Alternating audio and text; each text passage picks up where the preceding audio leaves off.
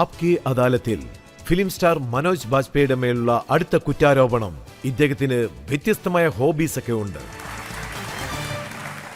ഞാനൊരു കാര്യം അറിഞ്ഞു, അതായത് താങ്കൾ ബസാറിലേക്ക് പോയി ഉരുളക്കിഴങ്ങ്, തക്കാളി, കരിവേപ്പില ഇതെല്ലാം വാങ്ങാൻ താല്പര്യപ്പെടുന്നുണ്ടെന്ന് കേട്ടു. സത്യമാണോ?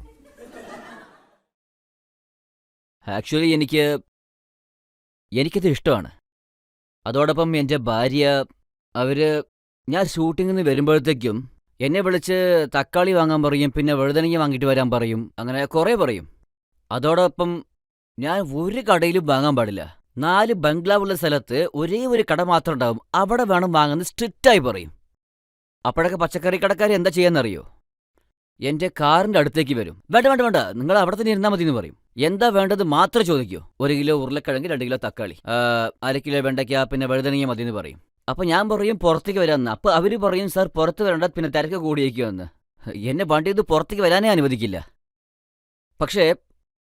പക്ഷേ ഒരാൾക്ക് തൻ്റെ വീടിൻ്റെ ജോലി ചെയ്യാൻ പറ്റിയില്ലെങ്കിൽ പിന്നെ വേറെ ആരാ ചെയ്യുക? എന്താ ശരിയല്ല? രാവിലെ പോയി താങ്കൾ കിച്ചണിലുള്ള പാത്രങ്ങളെല്ലാം കഴുകി വെക്കുമെന്നും കേട്ടു. കാരണം എനിക്ക് ഈ പാത്രങ്ങളൊക്കെ സിങ്കിലുണ്ടെങ്കിൽ എനിക്ക് തീരെ ഇഷ്ടപ്പെടില്ല. മാത്രമല്ല എൻ്റെ ഭാര്യയ്ക്കും അത് തീരെ ഇഷ്ടപ്പെടില്ല. സോ അതുകൊണ്ട് ഞങ്ങൾ താങ്കളെ വെച്ചാണോ ജോലി ചെയ്യുന്നത്? അല്ലല്ല, നിങ്ങൾ പറഞ്ഞ പോലെയൊന്നുമല്ല. ഞങ്ങളെല്ലാം ഷെയർ ചെയ്യും. അതായത് അവർ നല്ലോണം പാചകം ചെയ്യും. അപ്പോൾ ആ പാത്രങ്ങളൊക്കെ ഉണ്ടാവുമല്ലോ, അതൊക്കെ ഞാൻ കഴുകി വെക്കും. അതോടൊപ്പം പാചകം ഉണ്ടാക്കിയതിന് ശേഷം ഇതിൽ ശരിക്കും പറയുകയാണെങ്കിൽ നല്ല കാര്യം എന്താണെന്ന് വെച്ചാൽ, ഞാനിപ്പോൾ എന്തെങ്കിലും ഒരു ക്യാരക്ടറിൽ അഭിനയിക്കുവാണെങ്കിൽ, എനിക്ക് എന്തെങ്കിലും ഷൂട്ട് ഉണ്ടെങ്കിൽ ഞാൻ കഴിയും കൊണ്ട് തന്നെ ആലോചിച്ചുകൊണ്ടേയിരിക്കും. അപ്പോൾ ക്യാരക്ടറും റെഡിയാകും, സീനും ആലോചിച്ചുകൊണ്ടേയിരിക്കും, പാത്രവും കഴുകി വെക്കും. അതുകൊണ്ട് കുറേ ജോലികൾ, പ്രശ്നങ്ങളൊന്നും ഉണ്ടാവില്ല. അതെ. ഇപ്പോൾ താങ്കൾ ഒരു പുതിയ ഹോബി ഉണ്ടാക്കിയിരിക്കുകയാണ്, പണം സമ്പാദിക്കുന്ന ഹോബി. ഇതൊരു പുതിയ ഹോബിയല്ലേ? എങ്ങനെ സാർ? സാറിനെ പറയ്. അതായത് താങ്കൾ പറഞ്ഞതുപോലെ 10 വർഷത്തിൽ 50 സിനിമകൾ ചെയ്യണം. 40 ദിവസത്തിലൊരിക്കൽ പുതിയ പ്രോജക്റ്റ് താങ്കൾ എടുത്ത് ചെയ്യും. ഇതൊക്കെ കാശ് സമ്പാദിക്കാൻ വേണ്ടിയല്ലേ? ഇതൊക്കെ പറഞ്ഞിട്ട് ഒരുപാട് ദിവസങ്ങളായി.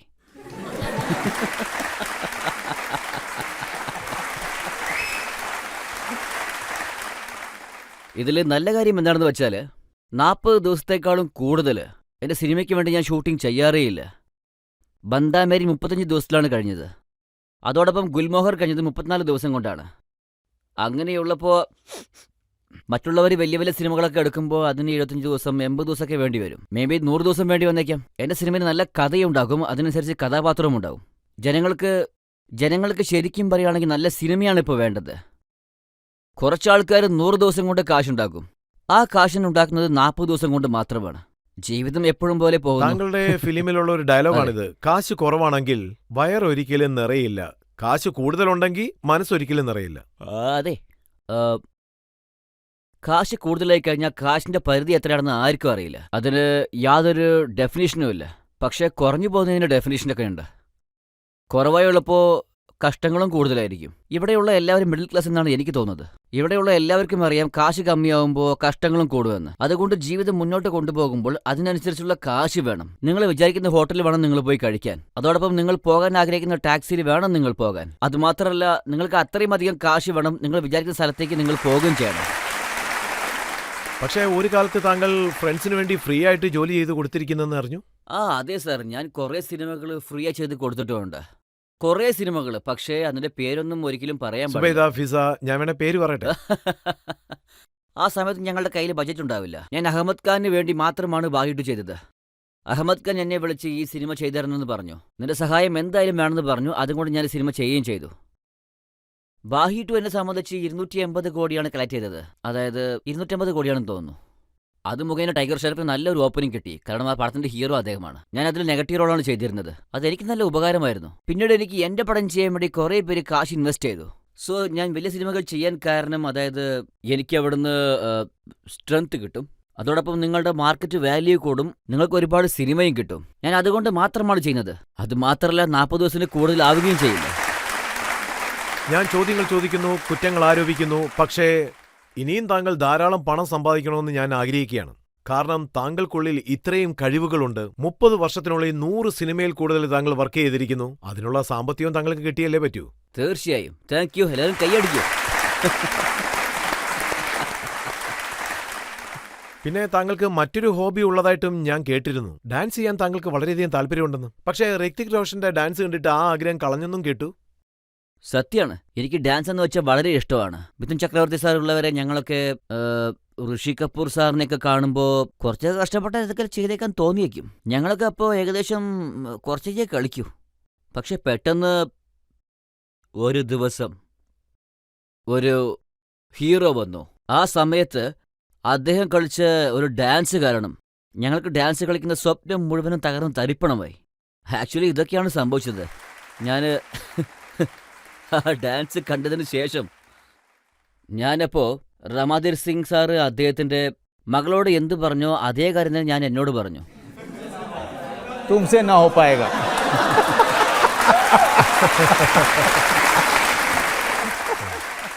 പക്ഷേ താങ്കളെ ഷാരൂഖ് ഖാൻ വളരെ വർഷങ്ങൾക്ക് മുൻപ് നിങ്ങൾ ഒന്നിച്ച് തിയേറ്ററിലുള്ള സമയത്ത് താങ്കൾക്ക് ഡാൻസ് പഠിപ്പിച്ചു കൊടുക്കാൻ ശ്രമിച്ചു. ഡിസ്കോയ്ക്കും കൂട്ടിയിട്ട് പോയെന്ന് കേട്ടു. ഡാൻസ് പഠിപ്പിക്കണമെന്ന് ആഗ്രഹമല്ല, ഞാൻ അവരുടെ കൂടെ അങ്ങനെ പുറകെ പോവും.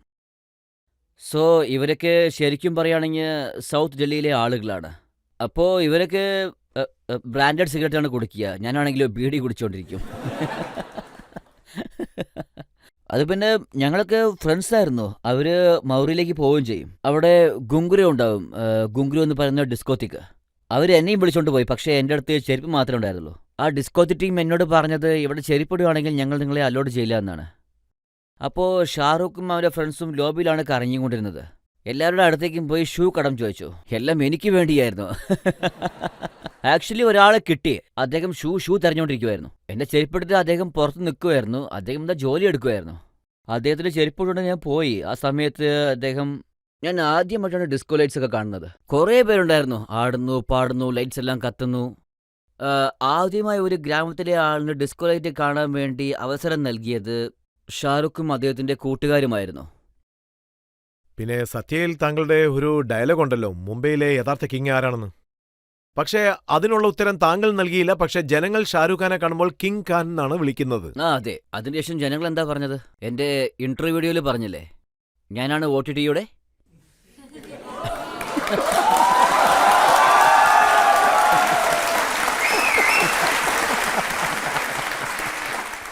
താങ്കളുടെ സിനിമയിലെ ഒരു ഡയലോഗാണ്. താങ്കൾക്ക് ഇത് ഓർമ്മയാണെന്ന് തോന്നുന്നു. രാജാവുള്ള തെരുവിലേക്ക് വന്ന് അദ്ദേഹത്തിന്റെ അഡ്രസ്സ് ചോദിക്കാൻ പക്ഷേ പാടില്ല. അടിമകളുടെ കുഞ്ഞതല അതിനുള്ള ഒരു വഴി കാണിക്കുമെന്ന്. ഞങ്ങൾ ശ്രദ്ധിച്ചിട്ടുണ്ട്. ഫാൻസിനോടൊപ്പം നിങ്ങൾ ഫോട്ടോസൊക്കെ എടുക്കുന്നുണ്ട്. പക്ഷേ സെൽഫി എടുക്കാൻ വരുമ്പോൾ മാത്രം നിങ്ങൾ പിന്മാറുന്നു. കാരണം എന്താണ്? അതിന്റെ കാരണം എന്താണെന്ന് വെച്ചാൽ പെട്ടെന്ന് ഒരു ആള് വന്ന് വരൂ സാർ ഇങ്ങനെ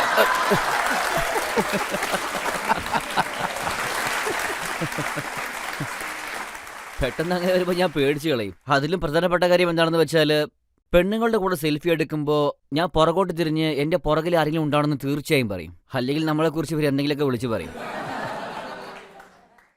ഒന്നില്ലെങ്കിൽ പുറകിൽ അല്ലെങ്കിൽ തൊട്ടടുത്ത് ആരെങ്കിലും ഉണ്ടാകണം. അപ്പോഴേ ഈ സെൽഫി ജനങ്ങളുള്ള സ്ഥലത്ത് എടുത്തതാണെന്ന് എല്ലാവരും പറയൂ. എന്താ ശരിയല്ലേ?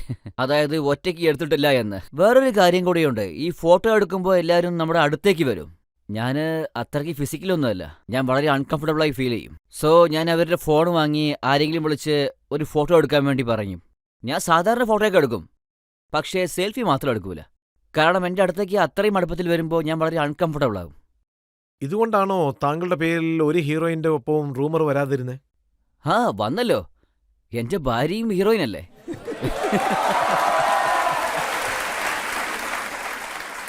ഈ കാരണം കൊണ്ടാണോ തബു, കത്രീന അവർ മനോജ് വാജ്പേയിയുടെ കാലിൽ വീഴുന്നത്? തബു സത്യ സിനിമ കണ്ടിരുന്നു. അവരെൻ്റെ സെറ്റിലേക്ക് എന്നെ കാണാൻ വേണ്ടി വന്നു. ആൻഡ് തബു അങ്ങനെ ചെയ്തത് എന്നെ സംബന്ധിച്ചോളം എന്നെ അപ്രിഷ്യേറ്റ് ചെയ്യാൻ വേണ്ടി മാത്രമായിരുന്നു. അതോടൊപ്പം കത്രീന എന്നെ വളരെ എംബാരസ് ചെയ്തു. എല്ലാ മീഡിയയുടെ മുമ്പിൽ വെച്ചും എൻ്റെ കാലിൽ വീണു. ഇപ്പോഴും എല്ലാവരും ചോദിക്കും കത്രീന എന്തുകൊണ്ട് നിങ്ങളുടെ കാലിൽ വീണു എന്ന്. അവർക്ക് എന്നോട് നല്ല ബഹുമാനമുണ്ട്, അതുകൊണ്ടാണ്. പ്രത്യേകിച്ച് അവർ രാജ്നിധി സിനിമ കണ്ടു. ആ സിനിമ കണ്ടതിന് ശേഷം അദ്ദേഹം, ഞാനിപ്പോൾ സ്റ്റാർ കാസ്റ്റ് പോലും അല്ലായിരുന്നു, she was so GLAAD and she overwhelmed. ഞങ്ങളെല്ലാവരും ഒരുമിച്ചാണ് ജോലി ചെയ്തിരുന്നത്. പക്ഷേ ഞങ്ങൾ തമ്മിൽ യാതൊരു അസൂയയും ഇല്ലായിരുന്നു. പക്ഷേ ഞാൻ അങ്ങനെ ആയതുകൊണ്ട് അവർ ഒരുപാട് സന്തോഷിച്ചു. ഞാൻ ഇതുപോലെയൊക്കെ പെർഫോം ചെയ്യുമെന്ന് അവർ ഒരിക്കലും പ്രതീക്ഷിച്ചിരുന്നില്ല. So she felled very glad. അവരുടെ ബഹുമാനം കാണിക്കാൻ വേണ്ടിയാണ് അതുപോലെയൊക്കെ അവര് ചെയ്തത്. ഗ്ലാഡ് ആയിരുന്നു, പക്ഷെ താങ്കൾക്ക് എങ്ങനെ ഫീൽ ചെയ്തു? കുറച്ച് നാണൊക്കെ ഉണ്ടായിരുന്നു.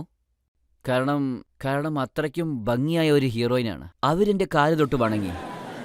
ഞാനിപ്പോ കുറച്ചും കൂടി വയസ്സായവനായി.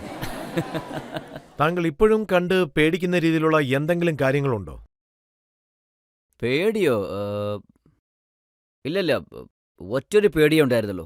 എല്ലാം നമുക്ക് കിട്ടുന്നു. അതായത് ഇത്രയും സ്നേഹം, ഇത്രയും ബഹുമാനം. യാതൊരു വിധത്തിലും ഈ ജനങ്ങളെ ഞാൻ പറ്റിക്കാൻ പാടില്ല എന്ന് വിചാരിച്ചു. ഒറ്റൊരു പേടിയേ ഉള്ളൂ. അതായത് ശരിക്കും പറയുകയാണെങ്കിൽ ആരെക്കൊണ്ടും യാതൊരു സാഹചര്യത്തിലും എന്നെ പേടിപ്പിക്കാനും കഴിയില്ല, എന്നെ കീഴ്പ്പെടുത്താനും കഴിയില്ല. ഞാൻ ഒരു കാര്യം കേട്ടു, താങ്കൾ ഫ്ലൈറ്റിൽ യാത്ര ചെയ്യുന്ന സമയത്ത് ശരിക്കും പേടിക്കാറുണ്ടെന്ന്. കുറേ പേടിക്കും. ഒരു തവണ ഫ്ലൈറ്റിൽ ടർബുലൻസ് ആവൂലേ? ഞാൻ ഈ അമേരിക്ക, ലണ്ടനിലൊക്കെ പോവുകയാണെങ്കിൽ ഉറക്കഗുളിക കഴിച്ചിട്ട് നല്ലോണം കടന്നുറങ്ങിക്കോളും. ഇപ്പം നമ്മൾ ഡൽഹിയിൽ നിന്ന് മുംബൈയിലേക്കും മുംബൈയിൽ നിന്ന് ഡൽഹിയിലേക്കും വരുവാണെങ്കിൽ ആ സമയത്ത് കുറേ പേടിക്കും. അതായത് ആ മോൺസൂൺ സമയത്ത് ഞാൻ ഫ്ലൈറ്റിൽ പോകുന്നത് അവോയ്ഡ് ചെയ്യും. ഞാൻ എങ്ങോട്ടും പോകാറില്ല. ഈ ടേബിൾസ് എന്ന് വെച്ചാൽ എനിക്ക് വളരെയധികം പേടിയാണ്. റീസെൻ്റായി ഞാൻ പിന്നെ എയ്റോപ്ലെയിനിൽ പോയിക്കൊണ്ടിരിക്കുമ്പോൾ എൻ്റെ അടുത്ത അനുഭവം സാറാണ് ഇരിക്കുന്നത്. ഫ്ലൈറ്റ് പുറപ്പെട്ടു കഴിഞ്ഞു. എൻ്റെ അടുത്ത് സംസാരിച്ചു കൊണ്ടേയിരുന്നു. പെട്ടെന്ന് ശബ്ദം വന്നു. ഫ്ലൈറ്റ് അങ്ങനെ ഇങ്ങനെ ആടുകയും ചെയ്തു. ഞാൻ കുറേ പേടിച്ചു. മറുവശം നോക്കിയാൽ അനുപം സാറ്.